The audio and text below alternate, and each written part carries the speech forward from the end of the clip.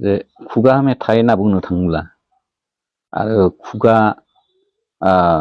अर्थात माने folk instrument खुगा मेथाइखौ माने फक इन्स्ट्रुमेन्ट जे खुगा जोंहा दोरोङारि दामजु बेनि गेजेरजोंसो गुबै जे खुगा मेथाइनि आसल बुस्थुआ बे इन्स्ट्रुमेन्टनिफ्रायसो रिंखाङो। হয়তো বহুতে বুজিয়ে পাইছে মই আজি আকৌ কি ক'ব ওলাইছোঁ। কথাটো হ'ল गय बिफाङाव थाइजौ थायो नामा কথাটো তেনেকুৱা হৈছে। खुगा मेथाइयाव जोंनि बर'नि दामग्रा देग्राया सोमोन्दो गोनां एकदम सोमोन्दो गोनांथार आरोखि जों बेखौ बोखावनो हाया। जों दा वेस्टार्न मिउजिक नङा होमबा जों दानि गोदान मुगानि मडार्न जों बे दामग्रा देग्रा जों गिटारफोरजों जों बेखौ दामनाय नुनो मोनदों नङा होमबा। दाथ' जों बेखौ खुगा मेथाइ बुंनो हाया नङा होमबा नोंथांमोन। दा सैथो बाथ्राया बे आरोखि नोंथांमोन। ओरैनो जों दा हमनानै नायोब्ला सापस जों खुगा मेथाइखौ मेथेल संफोरजों जों मेथेलनि ड्राम साइडफोरजों जों दामोब्ला जों वेस्टार्न स्टाइलजों जों दामोब्ला बेयो खुगा मेथाइ जागोन नामा नङा होमबा नोंथांमोन। बेयो खुगा मेथाइ माब्लाबो जानो हाया। मेथाइआ थिगैनो जादों जों गोरोन्थिखौ नुनो मोनाखै नङा होमबा। दा मेन गोरोन्थियानो जाहैबाय जोंना दामग्रा देग्रा बर'नि दोरोङारि दा बेवहाय जों गोरोन्थिखौ नुनो मोनदों नोंथांमोन। खुगा मेथाइयाव बर'नि दामग्रा देग्रा सेरजानि देंखो थायाब्ला सेरजायानो मेन दै नोंथांमोन। सेरजायानो जोंनि बर'नि बिख्लो बिखा होनो सेरजायानो मेन। सेरजा गैयाबा जोंनि बर'नि खुगा मेथाइ होननानै बेखौ जों जेबो बुंनो हाया। हेल' रायजो राजा नोंथांमोनखौहाय आंनि गोदान भिडिअ'आव बयखौ बरायहरबाय। दा नै जों ससियेल मिडियाआव नुगासिनो दं नोंथांमोन जे आनाया ब्रह्मनि जे थाफ्लि बना जौ लोंनाय दा बेनि सायाव दा सैथोआ मा खुगा मेथाइनि आन्दोआव मा दं खुगा मेथाइआ माखौ बुङो दा सैथो बाथ्राखौ बे भिडिअ'नि गेजेरजों नोंथांमोना नुनो मोनगोन आरो नोंथांमोना मोनथिनो मोनगोन। दा गोबां जोंनि बर'नि दैदेनगिरि जोंनि बर'नि गेदेमा सुबुं खन्थाइगिरि मेथाइ रोजाबगिरि सेरजा सोरजिगिरि बिथांमोन दा गोबां जों ससियेल मिडियाआव नुगासिनो दं गावजों गाव कन्ट्रभारसि जानाय। दा खुगा मेथाइआ मा नोंथांमोन खुगा मेथाइआनो जाहैबाय जों सिगांग्रो बेखौनो जों बुजिनानै लाग्रोनांगोन जे खुगा मेथाइआ जे गोदो गोदाय जे आबै आबौ समनिफ्रायनो जे खुगाजों खुगा सोलिबोबाय थानाय दा जों बेखौनो खुगा मेथाइ बुङो। दा अबयसे खुगा मेथाइआ लिरगिरि थाया लिरगिरि थायाबाबो लिरनानै दोनदों बेखौ जों जेबो बुंनांगौ बाथ्रा गैया। दा आनाया ब्रह्मनि मेथाइ खननायाव दा गोबां सुबुंफोरा जे गोरोन्थि नुनो मोनदों दा माखौ गोरोन्थि नुनो मोनदों नोंथांमोन सैथोआ मा दा आनाया ब्रह्मनि मेथाइ खननायखौ नोंथांमोना मोजाङै खनसे खोनासंबाव। दा आनाया ब्रह्मआ सिगां मोनसे मेथाइ खनबावदोंमोन जे मोनसे खेराइ फोरबोनि नङा होमबा खेराइ फोरबोनि दा नोंथांमोना नैबे गानखौ खोनासंग्रो आरोखि।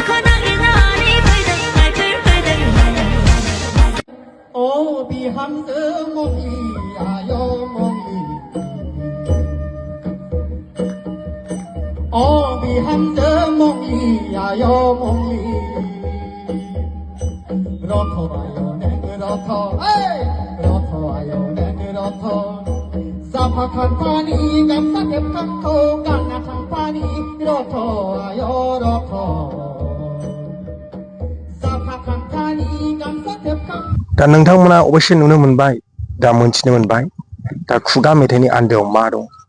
दा खुगा मेथाइखौहाय जों माबोरैहाय जों खुगा मेथाइ बुंनो हागोन जों ओरैनोल' खुगा मेथाइ होननानै जाया नङा होमबा नोंथांमोन। ओरैनोल' जों खुगाजों बुंनानैल' जाया खुगा मेथाइनि आन्दोआव मा दं बेनो जाहैबाय खुगा मेथाइयाव जे जोंनि बर'नि दोरोङारि दामग्रा देग्रा खाम जथा सिफुं सेरजा जों गासिखौबो लानानै जों बे खुगा मेथाइयावहाय जों बेखौ इन्सट्रुमेन्ट हिसाबै जों धुन हिसाबै जों बेखौ बाहायो। दा जों नुनो मोनदों आनाया ब्रह्मनि मेथाइ खननायाव मेथाइआ थिगैनो जादों जों गोरोन्थिखौ नुनो मोनाखै नङा होमबा दा मेन गोरोन्थियानो जाहैबाय जोंना दामग्रा देग्रा बर'नि दोरोङारि दा बेवहाय जों गोरोन्थिखौ नुनो मोनदों नोंथांमोन खुगा मेथाइयाव बर'नि दामग्रा देग्रा सेरजानि देंखो थायाब्ला सेरजायानो मेन दे नोंथांमोन सेरजायानो जोंनि बर'नि बिख्लो बिखा होनो सेरजायानो मेन सेरजा गैयाबा जोंनि बर'नि खुगा मेथाइ होननानै बेखौ जों जेबो बुंनो हाया खुगा मेथाइयाव जोंनि बर'नि दामग्रा देग्राया सोमोन्दो गोनां एकदम सोमोन्दो गोनांथार आरोखि जों बेखौ बोखावनो हाया जों दा वेस्टार्न मिउजिक नङा होमबा जों दानि दा गोदान मुगानि मडार्न जों बे दामग्रा देग्रा जों गिटारफोरजों जों बेखौ दामनाय नुनो मोनदों नङा होमबा दाथ' जों बेखौ खुगा मेथाइ बुंनो हाया नङा होमबा नोंथांमोन दा सैथो बाथ्राया बे आरोखि नोंथांमोन सैथो बाथ्राया बे ओरैनो जों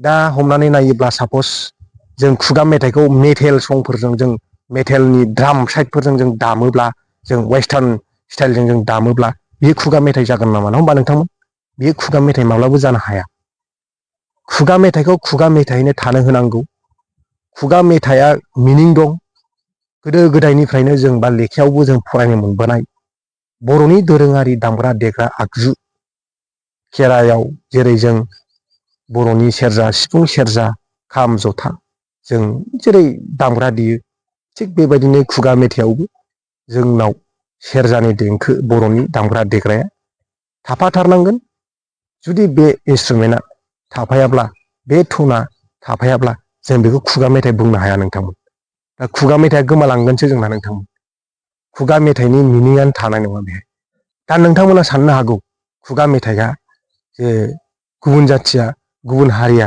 खननो मोना बे नङा खुगा मेथाइखौ बयबो खननो हायो फल्क संखौ बयबो खननो हायो सोरबा गुबुन जाथिबाबो गुबुन हारिबाबो बाट खुगा मेथाइखौ खुगा मेथाइनो थानो होनानै खुगा मेथाइयावहाय जोंनि बर'नि दोरोङारि दामग्रा देग्रा आगजुफोर इन्सट्रुमेन्टआ थाफाथारनांगोन आरोखि अब्लासो जों बेखौ खुगा मेथाइ होननो हागोन गोदो गोदायनिफ्रायनो सोलिबोबाय थानाय नङा होमबा आबै आबौ समनिफ्रायनो सोलिबोबाय थानाय दा जोंनि बर' हारियाव बे मोनसे कन्ट्रभारसि जाबाय थानायखौ नुनो मोनदों सैथोआ बेनो आरोखि नोंथांमोन खुगा मेथाइयाव जोंनि बर'नि दोरोङारि दामग्रा देग्रा थायाब्ला जों बेखौ खुगा मेथाइ बुंनो हाया वेस्टार्न स्टाइलजों दामबाय दा बिथांमोना दा भिउसनि थाखाय बा कमार्सियेलनि थाखाय दा बेफोरबायदि जे दामनानै देनानै जे ससियेल मिडियायाव जे हगारोब्ला बे मोनसे गोरोन्थि आरोखि दा बे मोनसे गोरोन्थि दा इयुन जेनेरेसनफ्राबो दा बेफोरबायदि खालामनो हागौ दा जों फिउचार जेनेरेसनखौबो साननानै नायनांगोन दा सैथोआ मा जों बेखौबो दिहुननांगोन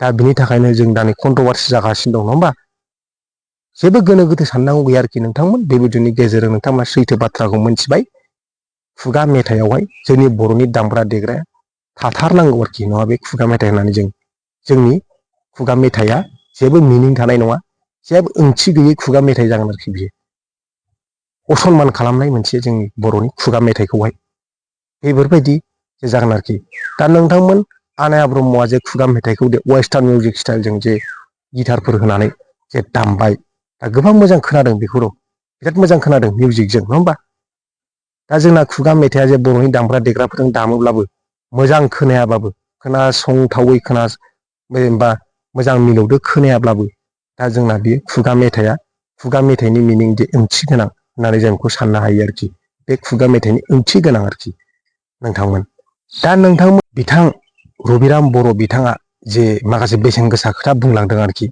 आरो फिन खेबसेबाव पबित्र राभा बिथाङाबो बेसेन गोसा खोथा बुंबावदों जे जोंनि बर'नि बिथांमोनाबो गोदो गोदायनिफ्रायनो जे बर'नि खुगा मेथाइखौ आरो बर'नि दामग्रा देग्रा आगजुफोरजों जे गेलेबोनाय मानसि नङा होमबा बिथांमोना दा आरोबाव जे बिथां जोंनिनो रेडिअ' आर्टिस्ट बिथां जे दिनेशवर बर' नार्जियारि जे बिथाङाबो जे माखासे बेसेन गोसा खोथा बुंदों आरोखि जे जों साननांगौनि जेबो गोनो गोथो गैया बेखौ जे गाना मिस्टेक जादों बा जायाखै जोंनि इयुन जेनेरेसन बा फैगोन जेनेरेसनफ्राव दा खुगा मेथाइनि दामग्रा देग्रा आगजु बा खुगा मेथाइनि जे मिलौदो देंखोजों जे खाम जथा सिफुंजों जे दामनाय देनाया सानसे समाव गोमालांगोन नामा जों बेखौबो साननांगौ आरोखि दा सैथोआ मा बेखौनो जों मिथिनानै लाग्रोनांगोन आरोखि जे नोंथांमोना फारि फारि जे बिथां गेदेमा सुबुंफोर जे बुंनाय बाथ्राफोरखौ जे खोनासंनानै आरो नोंथांमोननि गोसोआव जे मा सानदों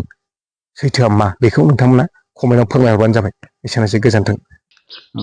खुलुमबाय। आंनि मुङा रबिराम बर', पानेरि हालामनि सिमलिगुरि गामिनि। आङो दिनै सेरजा, बर'नि गुबै आमाय थुख्ल' दामजु जे सेरजा, बेखौ दिनै सोरजिनाया 40 बोसोरसो जाफैबाय। आरो 40 बोसोरसोनि गेजेराव बेखौ बिश्व दरबाराव लांनो थाखाय माने आपडेट खालामनो नाजानाया दिनै मथा मथि 27सो बोसोर जाफैबाय। नोंथाङा जिहेतु दायो बेखौ सेरजानिनो मोनसे क्लासिकेल लाइनाव जों फोरोंथाय होबाय थादों, बे बेसेबां बोसोर जाखो गायसननाय? आङो जेब्ला फोरोंनाय, बे फोरोंनायखौ जोंनि पानेरि आन्सलिक बाथौ आफादाव गिबियै पानेरि आन्सलिक बाथौ आफादा 2010 मायथाइयाव हरिसिङानिफ्राय मोनसे पानेरि आन्सलिक जादों। आरो 2019 मायथाइसोनिफ्राय जोंनि पानेरि आन्सलिक बाथौ आफादाव मोनसे फोरोंदों बिना फैसायैनो, फ्रियैनो, जे बेखौ उथिबोबाय थानाय जेनेरेसन, इयुन जोलैफोरनो बे जोंनि दोरोङारि दामजु आमाय थुख्ल', सेरजा, खाम, सिफुं, जथा, जाबख्रिं, बे गंगना, बेफोरखौ गियानखौ, नलेजखौ होनो नांसिगोन। मानोना नङाब्ला आथिखालनि थासारियाव माने जोंनि खुगा फक इन्सट्रुमेन्ट, फक सं, बेफोरो माने गोमोरलांनो हमदोंमोन। जे जोंहा खाफाल मोजां बोराइ बाथौनि अननायाव, जे बाथौ धोरोमा जेब्लानि समाव जागरण जाफैबाय, जागरण जाफैनाय लोगो लोगोनो बे सेरजाया, खाम, सिफुं, सेरजा, जथा, गंगनाफ्रा गामि गामि रिंखांफिनबाय। रिंखांनानै दिनै बेखौ जोंनि आखायाव मोनफैबाय। जे खुगा मेथाइ होनना बुंनो थाङोब्ला, आरो खुगा अर्थात माने फक इन्सट्रुमेन्ट, खुगा मेथाइखौ माने फक इन्सट्रुमेन्ट, जे खुगा जोंहा दोरोङारि दामजु, बिनि गेजेरजोंसो गुबै जे खुगा मेथाइनि आसल बुस्थुआ बे इन्सट्रुमेन्टनिफ्रायसो रिंखाङो। आरो खुगा मेथाइ होनना बुङोब्ला गोदो गोदाय बेखौ जारिमिनाबो मोनहास'यै समनिफ्राय दोरोङारि मोनसे माबाजों बियो मोनसे खुगा मेथाइ, खुगाजों खुगा सोलिबोबाय थानाय बे मेथाइआ बियो। दा बै समाव सोर सोरजिदोंमोन हयथ' गिजानि सोरबा, जेरै जोहोलाव नीलेश्वर ब्रह्म, बियो मोनसे समाव सोरजिदोंमोन। दिनै बिनि सोरजिनाय माने खुगा मेथाइफ्रा दिनै बेसेबां मोनसे बिहोमा होबाय बर' हारिनि थाखाय। दा खुगा मेथाइ होनना बुङोब्ला जोंनि हारिनि मोनसे सिनायथिनि मोनसे नेरसोन, आरो बेयो मोनसे हारिनि मोनसे जिउ सिनस्रि। आरो बे गैयाब्ला बिश्व दरबाराव जोङो जोंनि बर' हारिया मोनसे हारिमुनि खुगा मेथाइ गुबै मोनसे, बेखौ बिनि गेजेरजों हारिया सिनायथि होनो हायो। आंनि गुरु उस्ताद सिसिल कुमार सुनि सारा बुंलांनाय खोथा, बे रियेलखा। जे सारा खुब दुखुयै बुंदोंमोन आं मोनसे समाव, आं जेब्ला 1993-4सोआव आङो बिनि न'आव आङो थांनानै भायलिन सोलोंहैदोंमोन।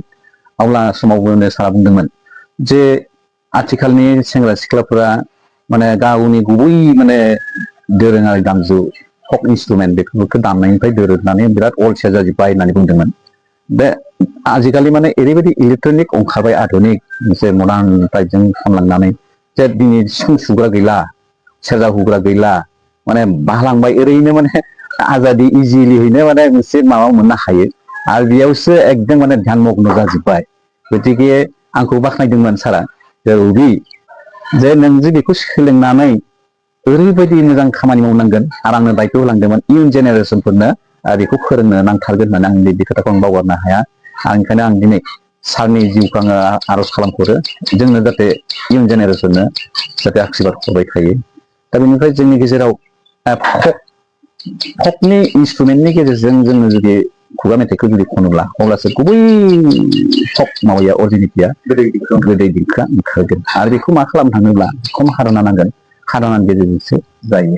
दा मडार्न माने इलेक्ट्रनिक इन्सट्रुमेन्टफोरजों लायोब्ला एसे नङा, बहुद माने माबा जाहैयो, दोरोदो, आरो अरिजिनेटिया थाया। अब्ला फिउचार जेनेरेसना माने मा जाहैगोन, जोंनि हारिनि सिनायथिया एसे सिनायथि होनो थाखाय एसे आख' फाख' जायो, गुबुंले जायो। दा बेनिखायनो आं खावलायो, बे आथिखालाव सेंग्रा सिख्लाफ्रा बहुद उथिबोबाय। आङो माने साबायखर बावदों जाय सेंग्रा सिख्लाफ्रा दिनै कलेजनि थ्रु बा इउनिभार्सिटि थ्रु माने बहुत माने आउट अफ कान्ट्रि बेबायदि माने जोंनि खामाखौनो जा सिफुंखौनो जा सेरजाखौनो जा लानानै दिनै माने बिश्व दरबाराव थांबाय दिनै आङो साबायखर बावगोन माने डक्टर गोमोथाव बसुमतारी बिथांनि जि मोनसे जागरण लाबोबाय थिग बिदिनो आलम लानानै जोंनि खुगा मेथाइफोरखौ माने जेरै माने जायफोर जेरै खनदों बिदिनो खननांगौ आरो बिनिफ्राय बेवहाय माने सोरबा माबा मोनसे जालायनो थांदों दायो जेरै माने आनाया ब्रह्मनि मोनसे जिथु मोनसे कन्ट्रभारसि जिथु जालायबाय थादों गतिके बिसिम थाङालासिनो जोंनि गेजेराव जुदि माबा मोनसे जुदि जादोंब्ला जे मोनसे सावरायलायनायनि गेजेरजों माने ससियेल मिडियायाव बेसेबां माने माबाजों थाङालासिनो बा आयेननि माबा मोनसे लायालासिनो जोंनि गेजेराव गावनि गेजेरावनो मोनसे सावरायलायनायनि गेजेरजों मोनसे सलुसन जानांगौ आरो बेनिफ्राय बयखौबो माने रेसपन्स होलायलायनानै बयखौबो माने मान सनमान लाखिलायनानै अनलायनानै मोनसे खौसेयै सावरायलायनाय बेखौ थाबैनो फोजोबनांगौ होननानै आङो आंनिफ्राय खावलायगोन बेजों लोगोसे आं बेखौ बुंगोन आरो आथिखालनि थासारियाव जों माने एजेड जायफोर आरो जोङो बेखिनि सामाजों बुंनांगोन आरो जोंनि फिसा बा जोंनि मोनसे बयखौबो मान होलायलायनानै खौसेयै जोंनि हारि मोनसे दानायनि मोनसे जिहेतु बिश्व दरबाराव थांगासिनो दं दा बे हिसाबै गोदो गोदाय जिहेतु मोनसे थियेटारनि जायफोर मेथाइ खनगिरि जायफोर आर्टिस्ट बिथांमोनखौ मान होलायनानै बा मोनसे जोंनि गेजेराव माने बिथांमोनखौ मान होनायनि गेजेरजों जिहेतु बिथांमोनखौ गुरु होनानै सिबिनानै गतिके बिथांमोननि जिथु माने अबदान बे अबदानखौ माने मानिलायनानै गनायलायनानै मान होलायनानै मोनसे कन्ट्रभारसि जालायबाय थायालासेनो जोंनि गेजेराव मोनसे सलुसनाव फैनांगौ आरो बिदि सलुसनाव फैयोब्लानो जोंनि गेजेराव बेबायदि ससियेल मिडियायाव थाङालासिनो जोंनि गेजेराव खौसेथिया बेरखांगोन आरो जोंनि गेजेराव मोनसे बर'नि गेजेराव खौसेथि मोनसे सान्थि परिबेस बे मोनसे जिहेतु फैगासिनो दं बे हिसाबै जोङो हारिमुनि गेजेरजोंबो जोङो मोनसे बिश्व दरबाराव जोंहा स्टाब्लिश जागासिनो थांगासिनो दं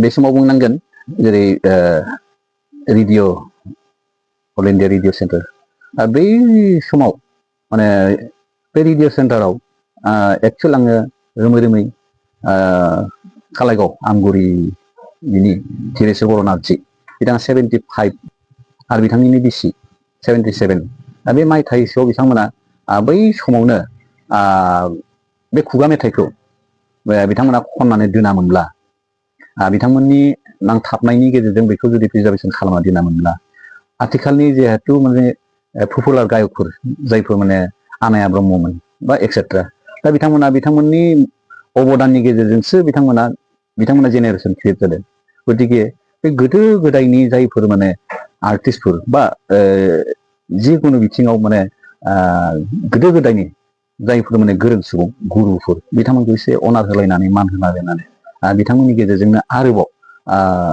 मावलांनांगोन अब्लानो जोंनि गेजेराव गोरों गोरा गोदो गोदायनि बोराइ बेन्थ'फोर अब्लासो जों बिथांमोनखौ जों गोजोन होनो हागोन आरो अब्लासो जोंनि गेजेराव बिदि मान होलायब्लासो बैनिफ्राय जोङो मा मोननो हागोन इयुन जेनेरेसना जों आशीर्बाद मोननानै जोंहा इयुन जेनेरेसनफ्रा लोब लोब दावगालांगोन गतिके जोंनि गेजेराव बिदि माबा मोनसे जानायखौ बिदि मोनसे ससियेल मिडियासिम थाङालासिनो जोंनि गेजेराव सावरायलायनानै फोजोबनानै मोनसे समाधानाव फैनानै ओमफ्राय फोजोबनो नांगौ आरो आं बेखौ खावलायो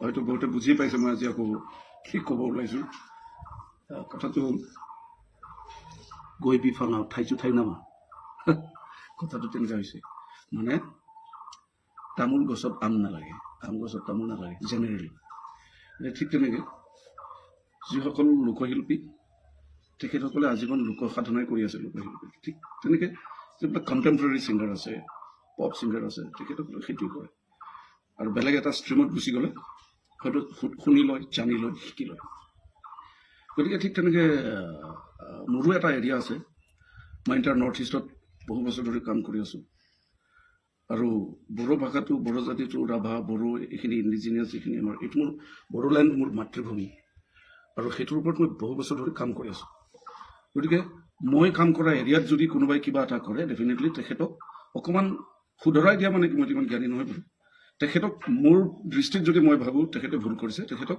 শুধৰাই দিয়াটো মোৰ উচিত গতিকে সেইটো কাৰণে মই কৈছোঁ গতিকে কোন পাপনে কি কৰিছে জুবিনে কি কৰিছে কোনে কি কৰিছে বহুতে কৰিছে কিবা কিবি যদি তেখেতসকলেও কৰিছে সেইটো ভুলটো ভুলেই যোনেই নকৰক গতিকে এইটো কৈ লাভ নাই যে তেখেতসকলক ক'ব পাৰিব নেকি মই কৈছোঁ মোৰ এৰিয়াৰ ভিতৰত যদি কোনোবাই কৰিছে কাৰণ সেইটো এৰিয়াত মই বহুত বছৰ ধৰি কাম কৰি আছোঁ 2008 আমি বিহাঞ্জু মংগলী কৰিছোঁ 2008 আমি কিজানি প্ৰথমবাৰ কিজানি ঐ বিহাঞ্জু মংগলী গানটো আমি ষ্টেজলৈ আনিছো বা ষ্টেজত গাইছো বা আগতেও গাব পাৰে। চ' এতিয়া আগতেতো BTCত মানুহে নাহিছিলে। আমাৰ টংলা, ওদালগুৰি, BTRত মানুহ আহিবৰ কাৰণে ভয় কৰিছিল। তেনেকুৱা এটা পৰ্যায়ৰ পৰা আমি কাম কৰি কৰি কৰি এইটো পৰ্যায় পাইছো। আজি আমাৰ BTCত, আমাৰ ওদালগুৰিত, আমাৰ টংলাত মানুহ আহে। মানুহ মানে কি, অকল ফুৰিবৰ কাৰণে নাহে, শিকিবৰ কাৰণে আহে বিভিন্ন ধৰণৰ।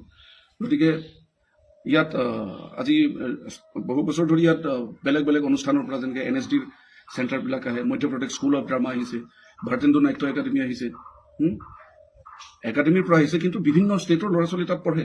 তেখেতসকলে ফক ইনপুটছৰ কাৰণে আহিছে। চ' তেখেতসকলক এই বিহাঞ্জয় মংলি এইটো শিকাব লাগিছিল, ঢাকচিকি ঢাকচিকি, এইটোতো কথা নহয় ন, সেইটো আমাৰ ফকটো ফক হৈ থাকিব লাগিব। তেখেতসকলক আমি খুব ধুনীয়াকৈ 1 মাহৰ ভিতৰত আমি বড়ো ভাষা শিকাইছো, বড়ো গান শিকাইছো, বিভিন্ন ধৰণৰ। যে আমাৰ অসমৰ বা নৰ্থ ইষ্টৰ ফকতে ৰক আছে, ফকতে ৰক আছে। হাই দাদা দাদা দাদা এইবিলাক যে মাইনৰ গীতবিলাক, এইবিলাকত অলৰেডি আমাৰ ৰক আছে, আৰু বেলেগকে ফিউজন কৰি পেলাই ৰক কৰিব দৰকাৰ নাই। গতিকে ৰদা জানিনে, ৰদা শিপাডালত যদি উয়ে ধৰে, ঘূণে ধৰে, এজোপা ডাঙৰ ধুনীয়া গছো মৰি যায়। গতিকে এইবিলাক কৰিলে এই আমাৰ গছবিলাক মৰি যাব। ৰদা আমাৰ ৰুটছ, আমাৰ শিপাডালত যদি কোনোবাই তেনেকুৱা ধৰণৰ কিবা এটা কৰিব খোজে, চ' সেইটো কথাত আমি বড়ো জাতি বা এণ্টায়াৰ নৰ্থ ইষ্ট বা যিকোনো মানুহেই সচেতন নহ'লে কেতিয়াও মনে মনে নাথাকে। আৰু এইটো কাৰণে মই ছ'চিয়েল মিডিয়াত আহি পেলাই ক'বৰ কাৰণে বাধ্য হৈছো যে ছ'চিয়েল মিডিয়াত আহি পেলাই যদি কোনোবাই লোকসংগীতৰ ওপৰত বা আমাৰ জাতিটোৰ ওপৰত কোনোবাই জনাই নজনাই এনেই কিছুমান কমেণ্ট দি পেলাই আমাৰ থলুৱা মানুহখিনিক যদি মিছগাইড কৰিব খোজে, তেতিয়া ছ'চিয়েল মিডিয়াত আহি পেলাই ক'ব লাগিব। গতিকে মইতো ইমান দিনে বিচাৰি আছিলো, মই নামটো ল'ব খোজা নাই আৰু আজি নতুনকৈ। গতিকে কথাবিলাক তেনেকুৱা, আমাৰ বহুত কাম আছে কৰিব লগা। গতিকে নামটো লৈ দিলো যেনিবা আনিয়া, তুমি পপ ছিংগাৰ, তুমি খুব ধুনীয়া কণ্টেম্পৰৰী গান বনোৱা না, ভাল ভাল ছিংগাৰৰ গান শুনা। অকল পাপনৰ গান শুনিলেই নহ'ব। পাপনটো মোৰ লগৰ, সি মোৰ বন্ধু, বহুত দিনৰ আগৰ পৰাই আমি জানো। পাপনৰ পৰা বুদ্ধিখিনি শিকা, পাপন কেনেকুৱা বুদ্ধি হওক, বুজি পাইছা। গতিকে অন্ধভাৱে কাম নকৰিবা। তুমি যেনেকৈ কৰিছা পাপনে তেনেকৈ কৰা নাই। গতিকে পাপনক সাঙুৰি নল'বা এইবিলাকত। আৰু এটাই কথা কৈছো যে মোৰ এৰিয়াত মই কৈছো চবৰে এটা, দৰঙৰ SP গৈ পেলাই এই ওদালগুৰিত আহি পেলাই ওদালগুৰিৰ SPৰ কথাটো নকয়। ঠিক তেনেকৈ আমাৰো ফক ছিংগাৰখিনিয়ে পটককৈ ৰেপ নাগায়, ৰেপ ছিংগাৰখিনিয়ে পটককৈ ফক নাগায়। এটা চবৰে এটা এৰিয়া আছে, কিন্তু সংস্কৃতিৰ কোনো ভাষা নাই, যোনে যিকোনো গাব পাৰে।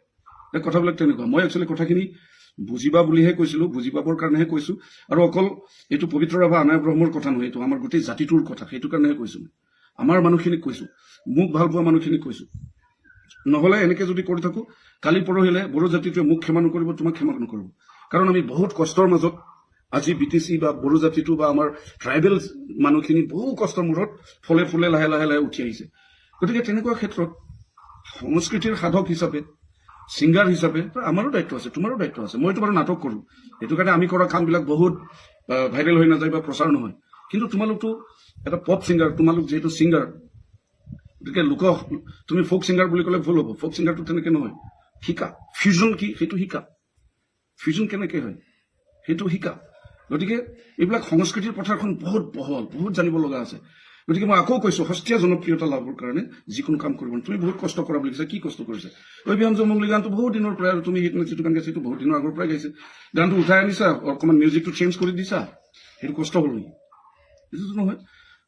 ফিউজন কেনেকৈ হয় তুমি চাবা। TOK টক বুলি এটা আমাৰ ইউটিউব চেনেল আছে, তাত কিছুমান আমি কোৰাছ দেই, সেইটো কাণত লৈ পেলাই শুনিব লাগিব, যিহেতু কোৰাছ। গতিকে এই গানবিলাক ফিউজন কি বস্তু সেইবিলাক শুনিবা। চুমুক চুমুক চুমুক ৱালা চুমুক চুমুক চুম, এই গানে গানে আহিব প্ৰগতিৰ নতুন সুৰুজ, ৰেলা ৰেলা লালা ৰেলা ৰেলা ৰে। এতিয়া চাওঁ, প্ৰথমতে কি গালো, তাৰপিছত কি গালো, তাৰপিছত কি গালো, এইটো কয় ফিউজন। এতিয়া বিভিন্ন ধৰণৰ কাম বিভিন্ন ধৰণে কৰে। আজিকালি বহুতে বহুত ধৰণৰ কাম কৰিছে, ডাঙৰ ডাঙৰ গান। তুমি ডন উইলিয়ামছ শুনা, নহয় তুমি ষ্টিং শুনা, ভাল ভাল মানুহৰ গান শুনা, চবকে শুনা। পুৰণা পুৰণা আমাৰ লোকসংগীত যিবিলাক আছে তেখেতসকলক শুনা। আমাৰ দায়িত্ব আছে নহয়। আজি যদি মই নকওঁ, গতিকে আমাৰ ভুল হ'ব নহয়। গতিকে আমি বিভিন্ন ধৰণৰ কাম কৰি আছো, কৰি থাকিব লাগিব চবৰে। গতিকে এইটো পাৰ্চনেলি নল'বা, এইটো কথা মই আনায়া ব্ৰহ্মক পাৰ্চনেলি কোৱা নাই। আমি গোটেই আমাৰ জাতিটোৰ এটা দায়িত্ব আছে। গতিকে চবেই সচেতন মহলে বিবেচনা কৰিব যে মই কি কথা কৈছো, তুমি কাম কি কৰিছা। আৰু বহুত ভাল ফিউচাৰ আছে। তো নমৰালৈকে গান গাই থাকিব লাগিব ন, গতিকে নমৰালৈকে গান গাই থাকিব লাগিলে সস্তীয়া জনপ্ৰিয়তাটো এৰি পেলাই অলপ কষ্ট কৰিব লাগিব, লিখিব লাগিব, সাধনা কৰিব লাগিব, শুনিব লাগিব, তেতিয়াহে হ'ব। তুমি বহুত টেলেণ্টেড আনায়া, you are very talented, but অকল টেলেণ্টেড হ'লেই নহ'ব, কালচাৰ্ড হ'ব লাগিব আমি, সংস্কাৰ বুলি কয় সেইটো। গতিকে আমি অকল টেলেণ্টেড হ'লেই নহ'ব, আমি সংস্কাৰী হ'ব লাগিব, সংস্কাৰ যিটো কয়, গতিকে তেতিয়াহে হ'ব। এনেই আৰু আমি কাজিয়া কৰি থাকিতো লাভ নাই নহয় এনেকে। গতিকে মই ভাবোঁ সকলো মানুহে বুজি পাব। গতিকে আমি নিজৰ ঘৰখন ঠিক কৰি ল'ব লাগে আগতে। এতিয়া ইণ্টাৰ নৰ্থ ইষ্টত আমি কাম কৰি আছোঁ, মই আও ভাষাত কাম কৰিছোঁ, মই কোক বড়ো লেংগুৱেজত কাম কৰিছোঁ, মই গাৰো লেংগুৱেজত কাম কৰিছোঁ, গাৰো হিলছত, হয়। তো বিভিন্ন ধৰণৰ আমি অৰুণাচলত কাম কৰিছোঁ, আমি অসমতো কৰি আছোঁ বিভিন্ন ধৰণৰ। গতিকে কোনবিলাক যিবিলাক ৰুটছ, শিপাটো আমি বিচাৰি ফুৰিছোঁ, শিপাডাল আমি বচাই ৰাখিব লাগিব। গতিকে তেতিয়াহে আমাৰ জাতিটো ফলে ফুলে জাতিষ্কাৰ হৈ উঠিব। চবকে অনুৰোধ কৰিছোঁ, সচেতন মহলক অনুৰোধ কৰিছোঁ, আমাৰ উঠি অহা ল'ৰা ছোৱালীখিনিক অনুৰোধ জনাইছোঁ, আমি সংস্কাৰী হ'ব লাগিব, অকল টেলেণ্টেড হ'লেই নহ'ব। Okay, thank you very much.